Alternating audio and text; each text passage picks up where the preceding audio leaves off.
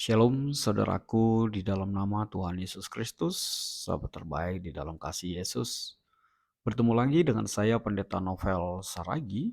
Firman Tuhan yang menyapa kita pada saat ini tertulis di dalam Yesaya pasal yang ke-11, ayat yang pertama sampai ayat yang ke-10 dengan tema Raja Damai yang akan datang.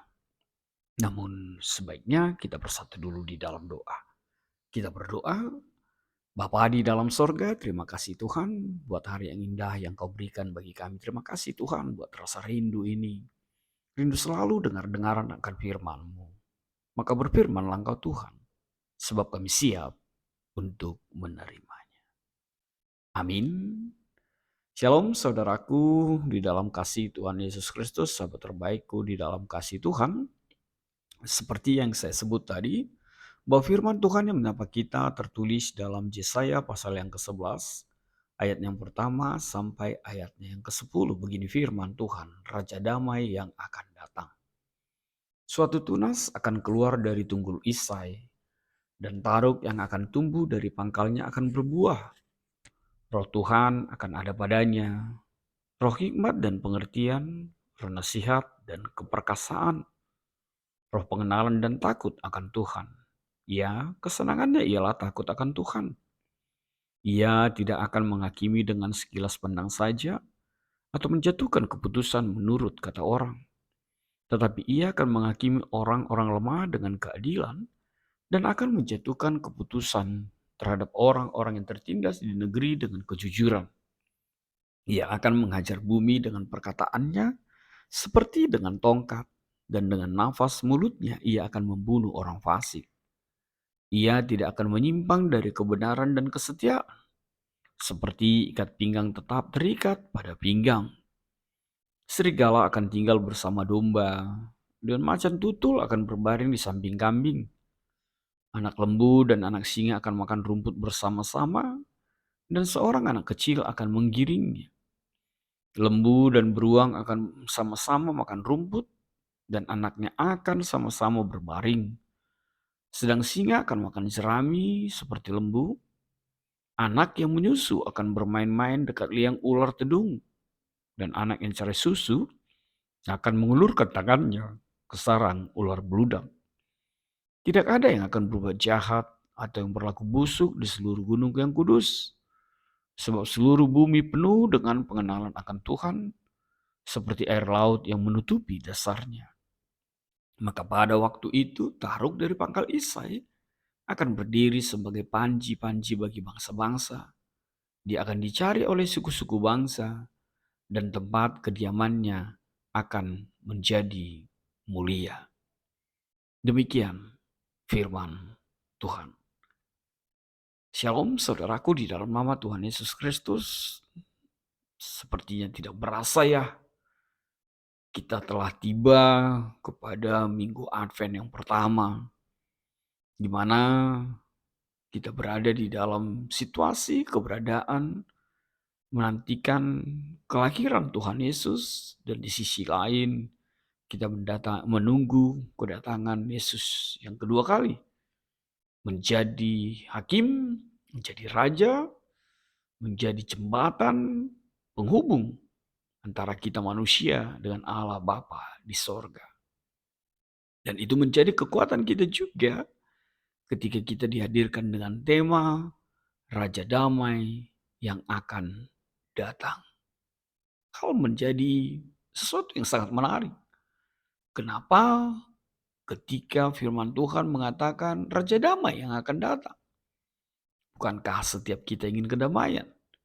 Bukankah kerinduan kita adalah berada di dalam damai? Bukankah ungkapan sukacita kita juga mengatakan damai ini tetaplah menjadi milik kita, damai di bumi, damai di sorga. Dan itu menjadi kerinduan setiap kita. Saudaraku di dalam nama Tuhan Yesus Kristus, pasal 11 ini kita harus membacanya dengan memperhatikan yang tertulis di dalam pasal 10 ayat 33 sampai ayat 34, di mana akibat hukuman Tuhan, bangsa itu seperti pohon ditebang dan hanya menyisakan tunggul. Namun lihatlah, dari tunggul itu akan muncul tunas yang baru, yang berkembang dan berbuah. Dan itulah janji pemulihan Allah kepada umatnya melalui sosok Mesias. Mesias yang diurapi dan bersumber hadir lahir dari keturunan Raja Daud. Saudara yang diberkati di dalam nama Tuhan Yesus Kristus. Firman Tuhan ini tidak lain adalah sebuah nubuatan dari seorang Nabi Yesaya yang menubuatkan bahwa Allah akan memulihkan Israel, bahkan seluruh bumi melalui seorang raja yang datang dari keturunan Raja Daud, di mana kedatangannya akan menegakkan keadilan dan kebenaran. Dan hal itu digambarkan seperti apa yang disebut tadi. Sebagai pohon yang ditebang menjadi tunggul, namun akan bertunas, bahkan bertumbuh lebih besar daripada pohon asalnya. Bahkan semakin berbuah lebat. Pohon itu tidak lain adalah gambaran bangsa Yehuda dari keturunan Daud. Dari sana akan lahir tunas itu, akan lahir hadir Yesus Kristus yang menjadi Raja dunia dan akan memimpin dengan keteraturan keadilan dan penuh dengan kedamaian. Seperti apa yang diungkapkan melalui ayat yang pertama sampai ayat yang kelima. Suasana yang digambarkan persis seperti suasana di Taman Eden dengan situasi bermacam-macam. Binatang yang rukun hidup dan anak-anak bermain dengan berbagai binatang buas. Dan disinilah kita melihat sesuatu yang tidak mungkin menjadi mungkin, sesuatu yang tidak pernah kita bayangkan menjadi terwujud nyata. Bahkan terjalinlah pemulihan hubungan antara manusia dengan Allah, bahkan dengan alam itu sendiri. Kehidupan yang harmonis akan terwujud dengan kedatangan Yesus yang kedua kali.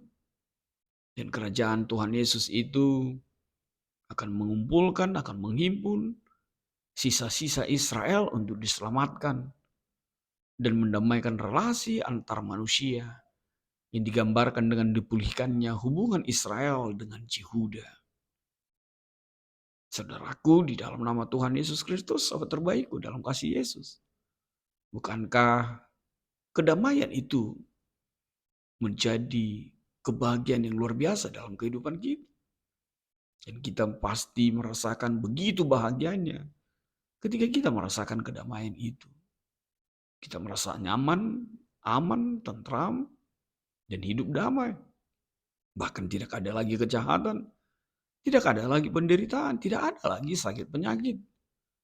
Dan semuanya hidup di dalam sukacita dan kebahagiaan.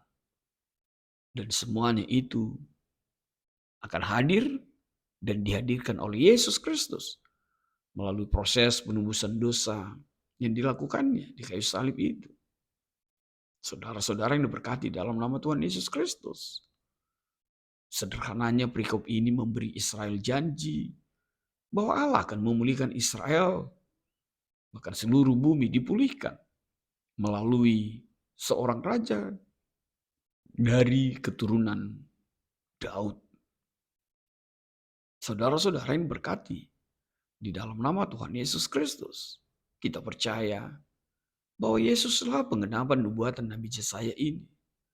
Yesuslah Raja Damai itu, Raja Damai bagi manusia dan kehidupan serta alam ini. Dalam persekutuan dengan Yesus, kita memperoleh pengampunan. Kita memperoleh damai sejahtera yang penuh. Dengan keselamatan yang Tuhan Yesus anugerahkan, maka kita pun mengalami dan menghadirkan damai sejahtera bagi sesama kita.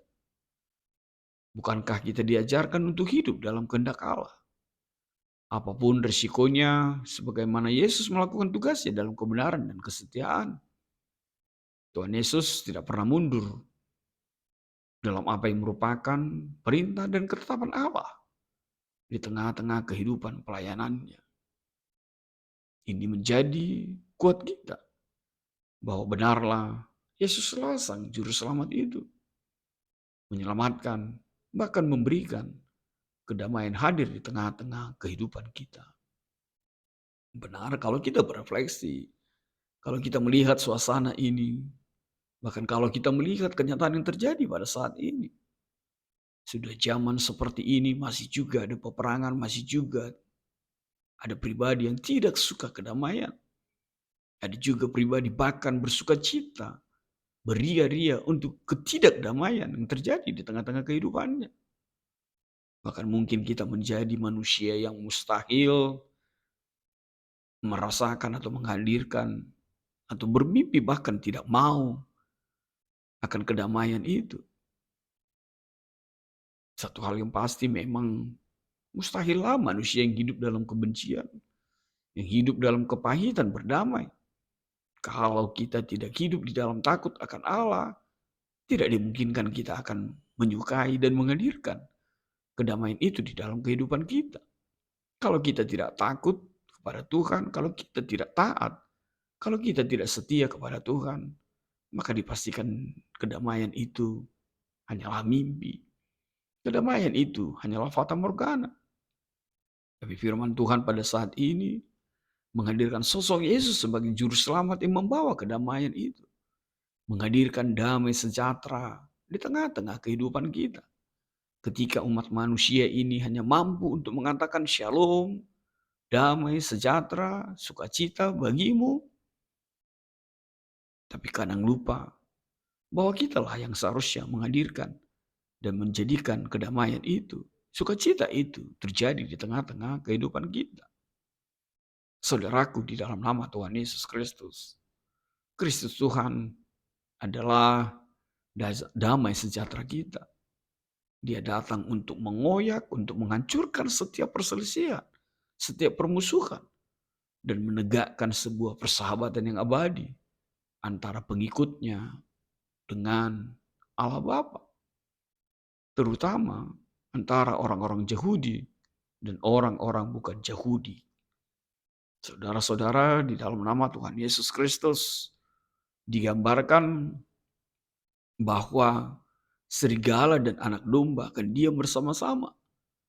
Serigala tidak lagi menjadi pribadi yang menakutkan, bahkan mengancam anak domba. Tidak pula anak domba takut kepada serigala. Macan tutul bukan saja tidak akan mencabik-cabik kambing, malah akan berbaring di sampingnya. Bahkan anak-anak mereka akan sama-sama berbaring dan dibesarkan dalam persahabatan yang membahagiakan. Singa disebut akan berhenti memangsa dengan rakus dan akan makan jerami. Bisa kita bayangkan itu, dan akan makan jerami seperti lembu. Dan ini menjadi sesuatu yang mustahil, tapi akan terjadi di tengah-tengah kehidupan kita. Ular dedung dan ular beludak tidak akan berbisa lagi. Sehingga orang tua dengan sukacita membiarkan anak-anaknya bisa bermain-main bersama-sama dengan ular itu. Angkatan ular beludak akan menjadi keturunan orang-orang kudus. Dan keluhan lama, semboyan lama yang mengatakan homo homini lupus, manusia adalah serigala bagi sesamanya akan berakhir. Manusia justru akan menghadirkan kedamaian. Manusia akan berlomba-lomba menjadikan damai itu menjadi segala sesuatu di tengah-tengah kehidupannya. Saudaraku di dalam nama Tuhan Yesus Kristus, firman Tuhan menjadi kuat kita bahwa pemulihan itu akan nyata, bahwa suasana itu akan terjadi ketika Yesus datang kembali dan memerintah dan menjadi raja di dalam kehidupan kita. Maka apa refleksi yang bisa kita petik dari kebenaran firman Tuhan pada saat ini?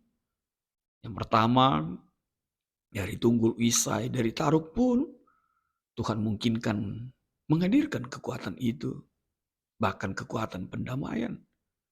Yang kedua, hanya Yesuslah yang mampu menghadirkan pemulihan manusia dengan Allah Bapa.